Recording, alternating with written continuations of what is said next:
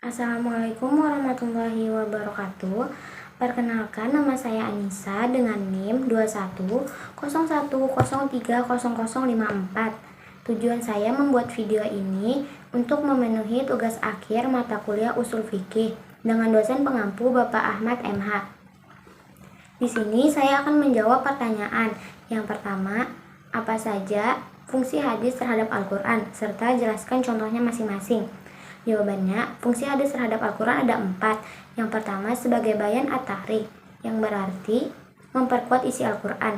Dalam hal ini, sebagai contoh hadis yang diriwayatkan oleh Bukhari dan Muslim terkait perintah berwudu, yakni Rasulullah SAW bersabda, tidak terima sholat orang yang berhadas sampai ia berwudu. Hadis riwayat Bukhari dan Abu Hurairah.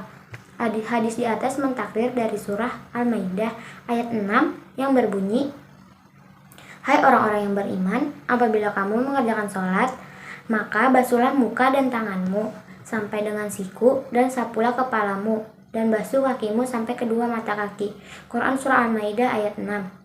Kemudian yang kedua ada bayan at-tasrif, yang berarti memberikan tafsiran atau perincian terhadap Al-Quran yang bersifat umum atau mujmal, serta memberikan batasan-batasan persyaratan pada ayat-ayat yang bersifat mutlak atau takyid. Contoh hadis sebagai bayan at-tasrif adalah penjelasan Nabi Muhammad SAW mengenai hukum pencurian. Rasulullah SAW pernah didatangi oleh seseorang yang membawa pencuri, maka beliau memotong tangan pencuri tersebut dari pergelangan tangan.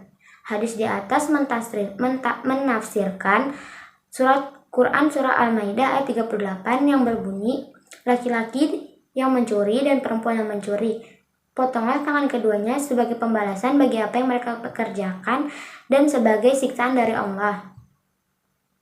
Kemudian yang ketiga adalah sebagai bayan at-tasyri' atau sebagai pemberi kepastian hukum atau ajaran-ajaran Islam yang tidak dijelaskan dalam Al-Quran.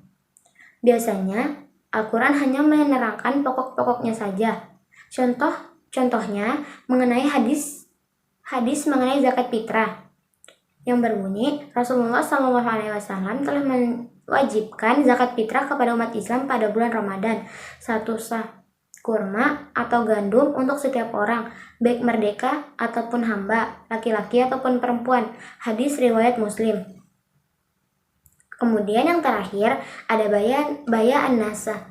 Para ulama mendefinisikan bayan an-nas berarti ketentuan yang datang kemudian dapat menghapuskan ketentuan yang terdahulu, sebab ketentuan yang baru dianggap lebih cocok dengan lingkungan dan lebih luas. Kemudian contohnya, tidak ada lagi wasiat bagi ahli waris. Hadis ini menasahkan surah Al-Baqarah ayat 180 yang artinya, diwajibkan atas kamu apabila seseorang di antara kamu kedatangan tanda-tanda maut, jika ia meninggalkan harta yang banyak, berwasiat untuk ibu bapak dan karib secara ma'ruf. Ini adalah kewajiban atas orang-orang yang bertakwa. Kemudian soal nomor 2, jelaskan bagaimana menurut saudara implementasi ijma pada masa kini. Menurut pendapat saya, masih ada kemungkinan akan menerapkan metode ijma pada persoalan hukum yang muncul pada masyarakat, karena kondisi dulu dan kondisi sekarang sangat berbeda. Secara fasilitas media dapat digunakan untuk mengakses informasi dari penjuru dunia melalui teknologi media internet dengan menggunakan akun Instagram dan Twitter, sehingga segala persoalan dapat disebarkan melalui akun tersebut, sehingga orang lain akan memberikan jawaban yang sangat kita harapkan. Kemudian nomor 3, jelaskan apa perbedaan taksis dan nas. Adapun perbedaan keduanya diantaranya adalah taksis merupakan penjelasan mengenai kandungan suatu hukum yang umumnya menjadi berlaku khusus sesuai dengan lafaz yang dikhususkan tersebut, sedangkan nas menghapus atau membatalkan semua kandungan hukum yang ada dalam suatu nas dan yang sebelumnya telah berlaku. Kemudian contoh dari keduanya, contoh taksis Al-Quran dengan Al-Quran. Yang pertama, ayat tentang masa iddah pada Quran Surah Al-Baqarah ayat 228 yang berbunyi, yang artinya, maka para istri yang diceraikan wajib menahan diri dengan menunggu 3 quru. Ayat di atas ditaksiskan dengan Quran Surah At-Talaq ayat 4 dan yang artinya perempuan-perempuan yang hamil waktu iddah mereka itu ialah sampai mereka melahirkan kandungannya.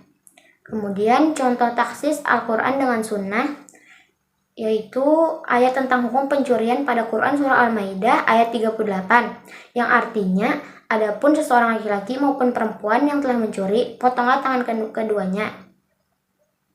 Ayat di atas ditaksiskan dengan hadis Rasulullah SAW yang diriwayatkan oleh Ibnu Hams dan Al-Muhalla, yang artinya, tidaklah potong tangan seorang pencuri bila kamu mencuri kurma yang tergantung.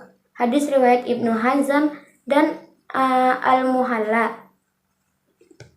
Sedangkan beberapa contoh peraturan Islam berdasarkan nas termasuk larangan konsumsi alkohol secara bertahap. Semua alkohol tidak dilarang, tetapi umat Islam diberitahu bahwa yang buruk melebihi kebaikan dalam minum dan perubahan arah kiblat yang harus dihadapi ketika sholat. Sholat awalnya Muslim menghadap ke Yerusalem, tetapi dirubah menjadi menghadap ke Ka'bah di Mekah. Kemudian nomor 4. Jelaskan antara qiyas, ihtisan, dan maslahah mursalah. Qiyas yaitu keputusan menghukumi suatu masalah dengan menyamakan dua hukum, yang salah satunya telah ada di zaman Rasulullah dan yang lain belum ada pada zaman Rasulullah, dan tetap berdasarkan nasah karena kesamaan ilat. Qiyas merupakan urutan keempat atau terakhir dari semua sumber hukum Islam. Kemudian ihtisan. Ihtisan yaitu tindakan meninggalkan sesuatu hukum kepada hukum yang lainnya disebabkan karena adanya suatu dalil syara yang mengharuskan meninggalkan sedikit pertentangan. Kemudian maslahah mursalah yaitu mengambil manfaat dan menolak kemudaratan yang dalam rangka untuk memelihara tujuan syara.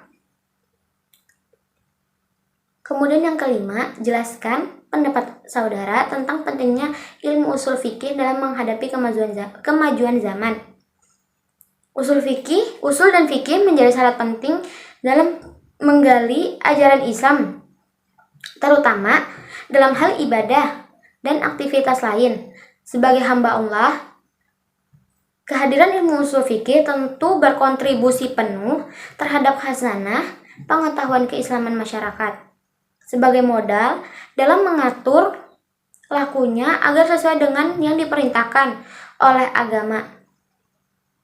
Namun perkembangan usul fikih dan fikih di Indonesia perlu banyak digali lagi sebab dinamika sosial yang terus berubah dan zaman yang semakin canggih harus juga diatur dalam tata hukum Islam.